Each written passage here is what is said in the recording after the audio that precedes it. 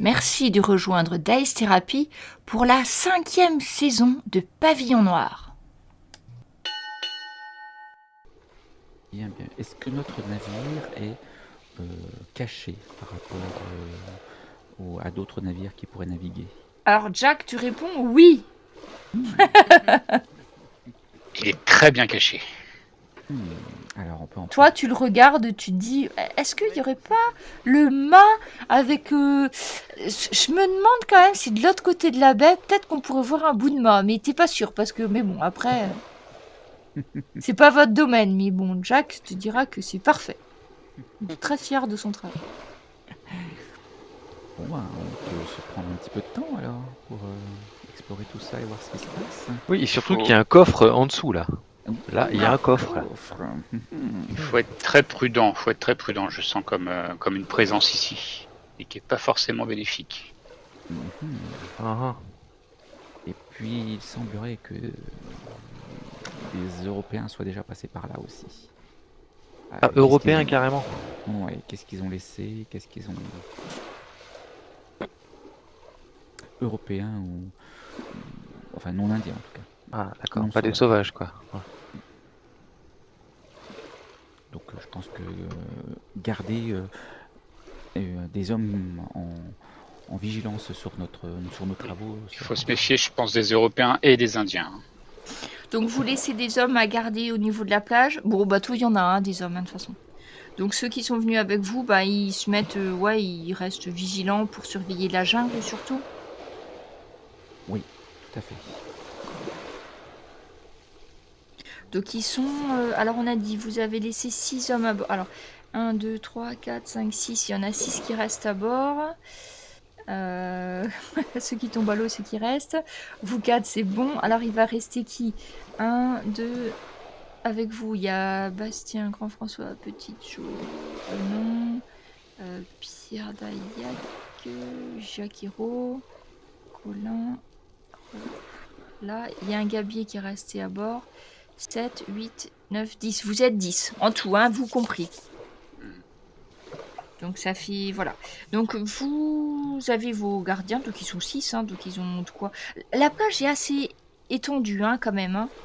D'un bout à l'autre de la plage, ça fait presque 1 kilomètre, hein, de plage, hein. Bon, c'est en arc de cercle, mais ça fait bien 1 kilomètre. Vous voulez que les hommes restent à l'endroit des chaloupes ou vous voulez qu'ils s'éparpillent un peu plus? Qu'ils aillent voir aussi dans la jungle, surtout qu'ils restent pas sur la plage où ils feraient des cibles faciles, mais qu'ils aillent plutôt dans la lisière. Et puis peut-être qu'ils la lisière de la jungle, d'accord. effectivement qu'ils ne rentrent pas trop dans la jungle pour ne pas se perdre, pour pas se faire. D'ailleurs, Je reste groupé parce que vraiment j'ai mauvais pressentiment. Et qu'ils n'hésitent pas à nous rapporter toute information, toute activité qu'ils pourraient trouver. que c'est la jungle. Donc vous faites quoi pendant qu'ils montent la garde, donc au niveau de la jungle? On va chercher le coffre. Moi, j'ai cherché le coffre. On prend Tu une plonges? Ouais, on va jusqu'à l'aplomb du Ouais, coffre. je t'accompagne. Ouais, donc il m'en faut un qui... Il en faut un qui rame.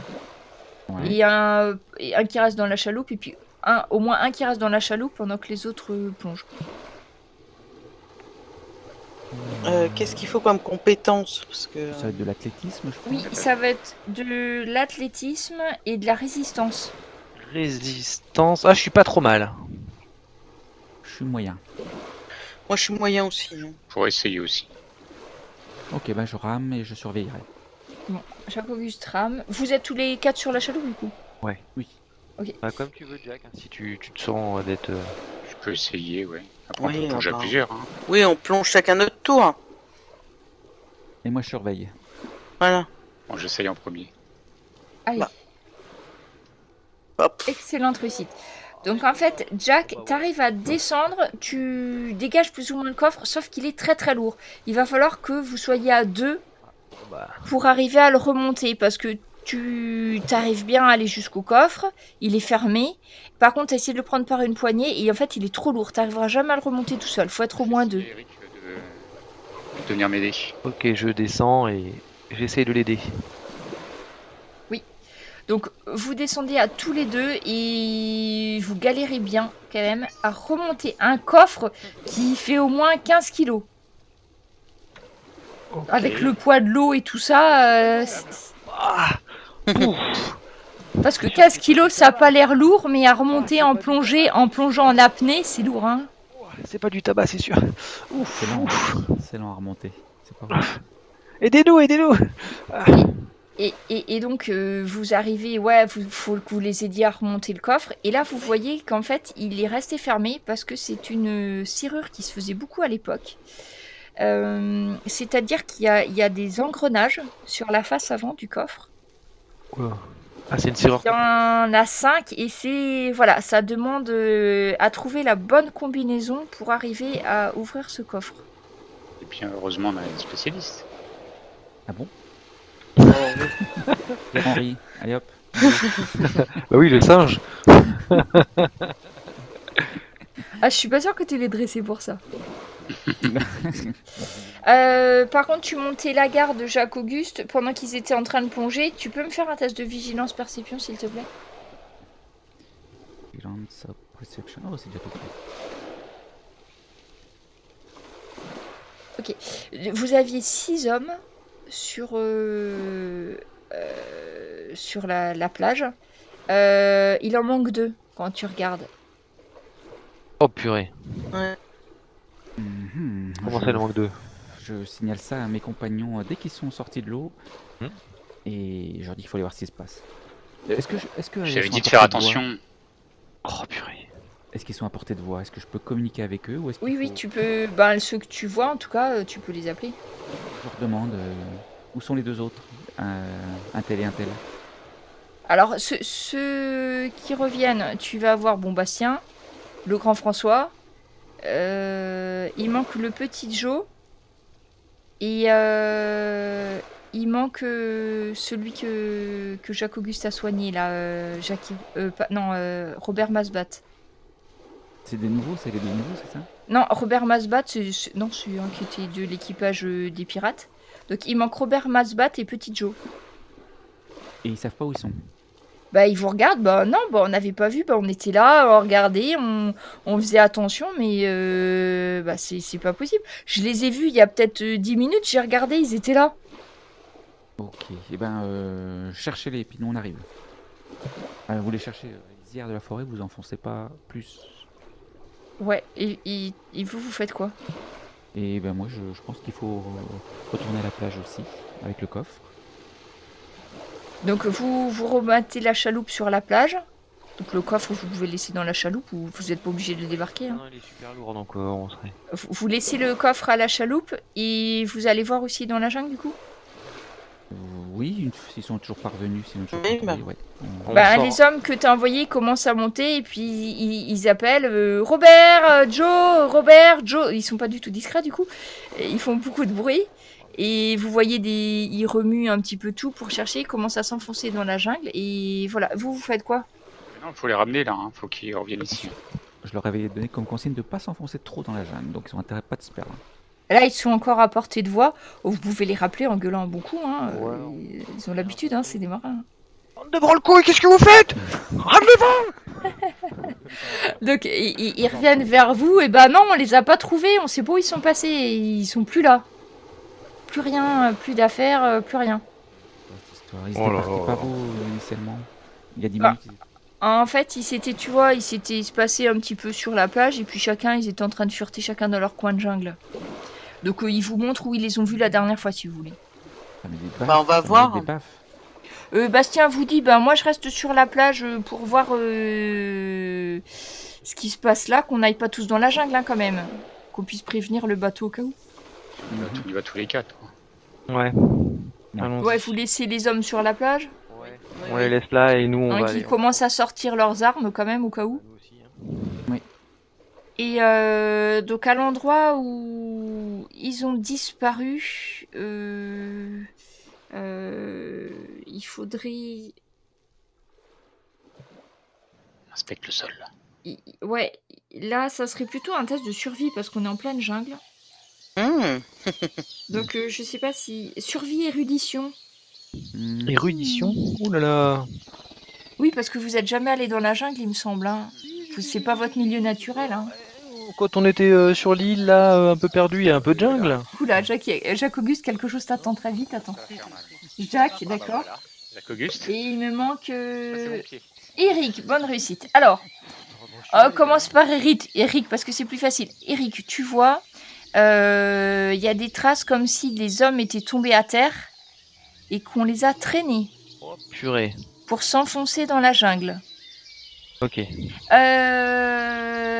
Par contre, Jacques Auguste et Jack, donc vous furetez un petit peu autour de vous et à un moment donné, vous ne sentez pas venir, vous avez une espèce de piège qui se déclenche. Vous avez deux énormes rochers qui sont accrochés à des lianes qui viennent vous percuter de plein fouet. Je vous laisse juste le temps de faire un test. Cette fois-ci, il faut la dextérité. Alors, ça va être dans athlétisme. Adresse. Allez, Adresse. je pousse mon compagnon dans mon seau. Moi, je me jette dans une cabriole. Alors, vous avez de la chance. In extremis, vous vous jetez l'un l'autre. En fait, vous tombez dans les bras de l'un de l'autre et vous vous jetez au sol mutuellement. Et vous voyez passer à un cheveu de vous des énormes rochers qui font balancier maintenant. Parce qu'une fois qu'ils ont été lancés, vous voyez qu'ils balancent tout ça. Jack, tu sais que c'est le genre de piège que pourraient faire des Indiens Caraïbes pour protéger un territoire. Et donc j'ai plus vu. Anne, t'avais fait quoi? Je remonte. Un échec simple. Bah non, pas grand chose. Tu vois rien, mais tu t'étais pas au mauvais endroit. Ok, bon ben, qu'est-ce qu'on fait pour nos hommes? Donc Eric peut vous montrer une direction. Hein. Il a vu à peu près. Il arrive à voir. Apparemment, il y a deux décors qui ont été. Enfin, ils sont tombés là, ils ont été tirés par là-bas. Mais franchement, là, je sais pas. Hein. Faut qu'on y aille, mais là, si c'est piégé comme ça, il va falloir être sur nos gardes. Hein.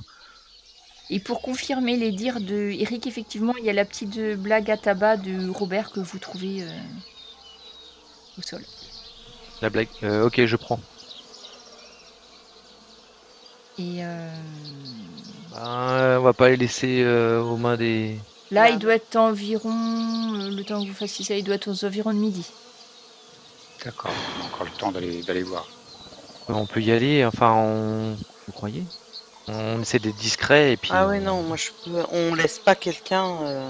Bah, on Je va vous pas rappelle que c'est Petit Joe quand même, hein. Encore Robert Masbat, hein. Mais bon. Hors de question. Voilà, il faut partir de l'équipage. On va aller voir. Bien entendu. Ah. J'essaie de me raccrocher. Par contre aussi, il faut que vous, il y a Bastien qui vient aux nouvelles, qui vous dit, vous les avez retrouvés? Que des traces qui s'enfoncent dans la forêt. Il Ah, ils ont semblerait été- qu'ils aient ils été ont été- capturés. Ils ont été capturés par une tribu indigène. On compte aller voir si on peut les récupérer. Donc soyez prêts à souquer. Si on tombe sur une tribu indigène, est-ce qu'il serait peut-être pas judicieux d'avoir notre Jack en tête de file? On ne pourra pas négocier. On pourra pas Il y négocier si a, tu tombes sur il y a des. il y a un mauvais mabouillage, je ressens sa malveillance et je pense qu'on ne pourra pas négocier. D'accord, ok. Bon bah alors en mode très discret alors, et puis on Avec, fera ce qu'il faut. avec quelqu'un qui part en éclaireur tout de même, Hmm. mais qui reste à portée de vue, mais simplement qui soit plus discret et très vigilant devant pour avertir de ce qui se passe, nous demander de nous arrêter quand il le faut, de reprendre le chemin quand il le faut. Voilà. Vigilant je Histoire de suis, discrétant, enfin là, je suis un peu moins discret, mais Alors, se déplacer, c'est... Ouais, ça, c'est plutôt discrétion et pouvoir, du coup, pour vous, hein. Là, pour passer l'éclaireur qui fait pas de bruit. voilà, malheureusement je fais un peu de bruit moi quand je me déplace, même si je vois bien. D'accord, je veux bien être cet éclaireur et vous faire signe dès que vous pouvez approcher sans danger. Je te demanderais bien quand même une ou deux armes supplémentaires des hommes qui nous accompagneraient. Voilà, déjà, je voulais savoir, vous avez pris vos armes...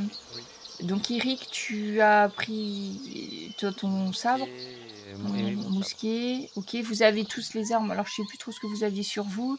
J'ai juste un petit coup d'œil. Ouais, vous aviez tous vos armes, hein, normalement. Oui, oui.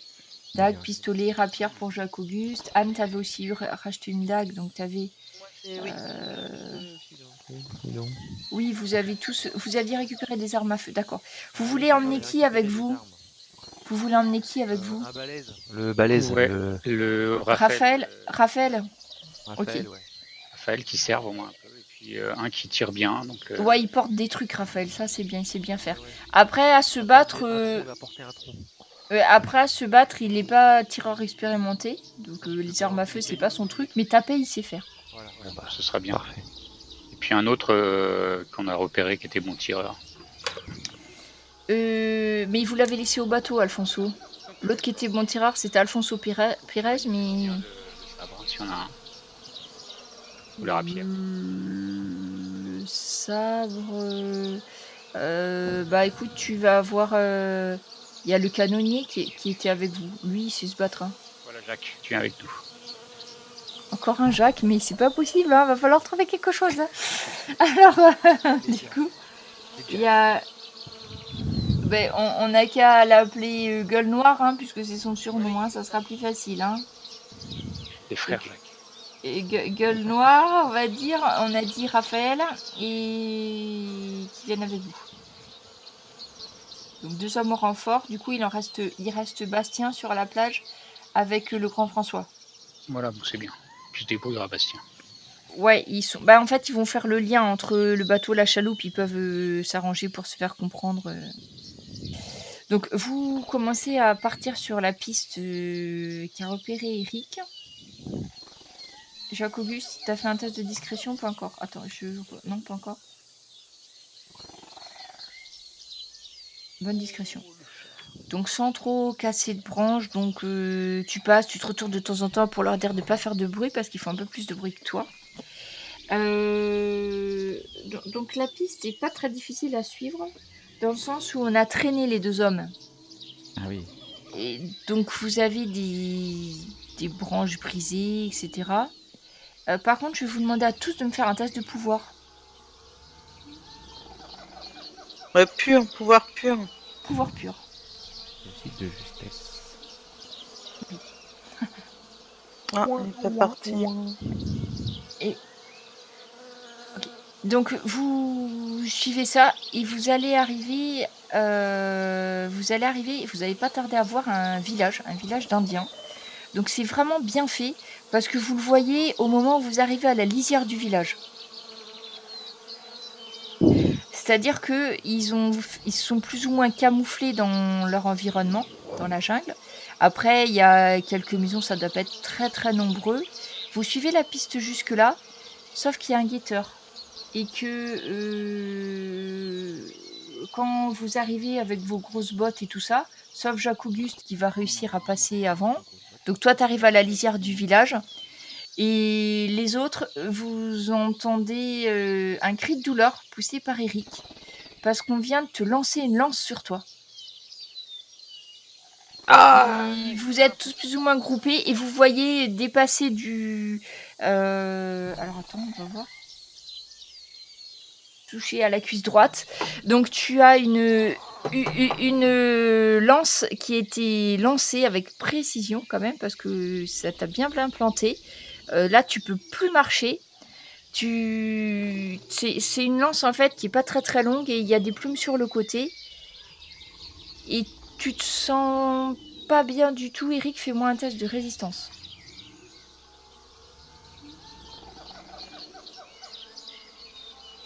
Et n'oublie pas de crier doucement pour pas faire. Nous faire recruter. Je crois qu'on a été rués. Tu as très très mal. C'est surtout la douleur, une douleur très très importante. Il faut qu'on te porte, tu peux pas marcher. Et pendant que vous vous retournez pour voir Eric, à part Jacques-Auguste qui a été suffisamment discret, t'as le temps de te cacher derrière un arbre, Jacques-Auguste. Vous voyez avancer vers vous des guerriers indigènes.